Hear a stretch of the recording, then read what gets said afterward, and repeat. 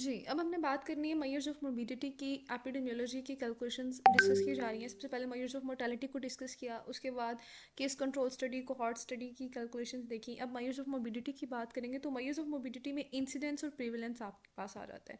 Incidence क्या होता है? Number of new cases. जब हम कोहॉर्ट स्टडी की बात करे थे ना, उसका 2/2 टेबल बनाया था और रिलेटिव रिस्क रेशियो फाइंड की थी, तो मैंने एक चीज़ बताई थी कि रिलेटिव रिस्क रेशियो ना सिर्फ कोहॉर्ट स्टडी में फाइंड की जा सकती है, क्योंकि इंसिडेंस सिर्फ कोहॉर्ट स्टडी में फाइंड किया जा सकता है। तो इंसिडेंस क्या होता है कि न्यू केसेस कितने आए हैं। अब आपने न्यूमिनेटर में रखने न्यू केसेस और डिनोमिनेटर में आ जाएगी वो सारी पॉपुलेशन जो एट रिस्क थी, यानी जो सीरिया की पॉपुलेशन थी इनटू 1000। ठीक है। अब एट रिस्क का यहाँ पर मतलब क्या है कि अगर कुछ लोग ऐसे हैं जो इम्यूनाइज्ड हैं, जिनको इम्यूनिटी मिल गई है, तो वो लोग फिर नहीं आएंगे। तो अगर तो उसने सिनेरियो में ये चीज़ मेंशन की हो कि 60,000 टोटल पॉपुलेशन में से 2,000 लोग इम्यूनाइज्ड हैं, तो आप 60,000 में से 2,000 को माइनस कर दोगे और फिर 40,000 आपकी पॉपुलेशन एट रिस्क होगी। लेकिन अगर उसने इम्यूनिटी का जिक्र ना किया, उसने सिंपली ये कहा कि इतने लोग हैं जो कि न्यू केसेस हैं और इतनी जो पॉपुलेशन है, तो फिर आपने सिंपली न्यू केसेस को पॉपुलेशन से डिवाइड कर देना है और 1000 से मल्टीप्लाई कर देना है।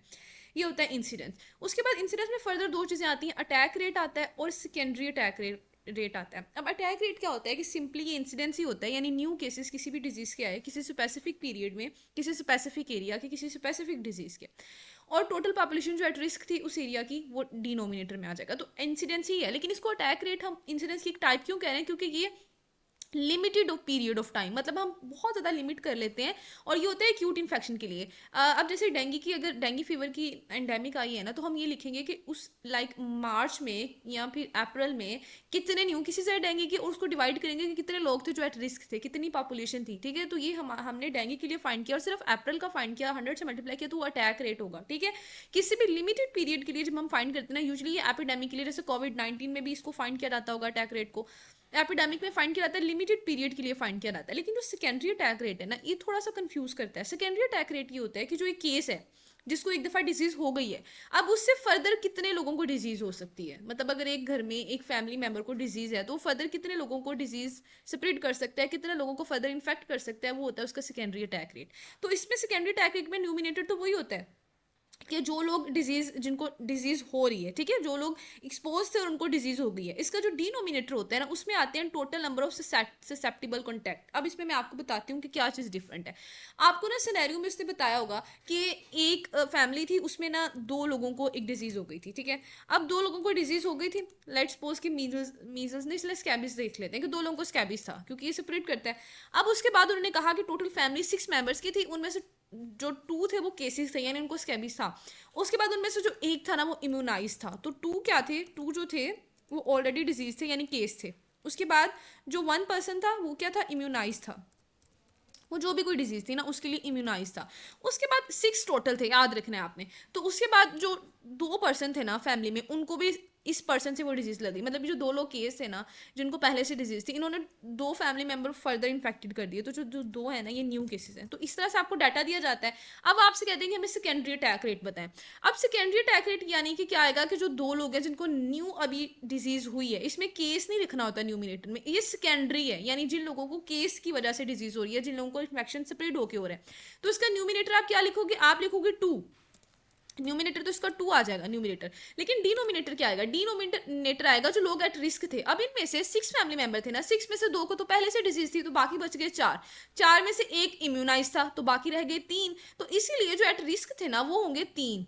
ठीक है। वो कभी भी 6 नहीं लिखने, ये चीज़ याद रखनी है। सेकेंडरी अटैक रेट में जो डिनोमिनेटर है, इसको कैलकुलेट करना थोड़ा सा ट्रिकी होता है। आपने कैसे कैलकुलेट करना होता है कि जो केस है ना, उसको कभी भी नहीं डिनोमिनेटर में लिखना, क्योंकि वो केस है, वो तो स्प्रेड कर रहा है इन्फेक्शन। वो एट रिस्क तो नहीं है। एट रिस्क वो लोग हैं जिनको इम्यूनाइज भी नहीं है और उनको डिजीज भी नहीं है। अब उनको ये चांस है कि डिजीज हो सकती है। अब 3 लोगों को चांस था, क्योंकि तीनों को ना तो डिजीज थी ना इम्यूनिटी थी।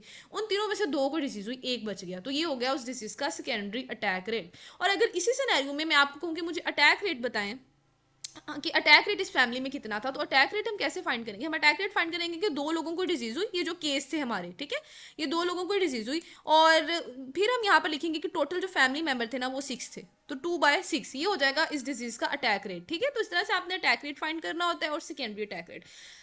अब हम एक सिनेरियो है यहाँ पर, इससे थोड़ा सा ना इंसिडेंस को देख लेते हैं कि इंसिडेंस कैसे फाइंड करते हैं। चलिए पहले प्रीवलेंस को भी पढ़ लेते हैं, क्योंकि इसमें प्रीवलेंस भी फाइंड करनी है, तो फिर हम इस सिनेरियो से प्रैक्टिस करेंगे। प्रीवलेंस क्या होता है? Current case. एक वर्ड याद रख लें बस, करंट केसेस, यानी किसी भी एरिया में किसी डिजीज के कितने केस उस वक्त मौजूद हैं, करंट केसेस, वो प्रीवलेंस होता है।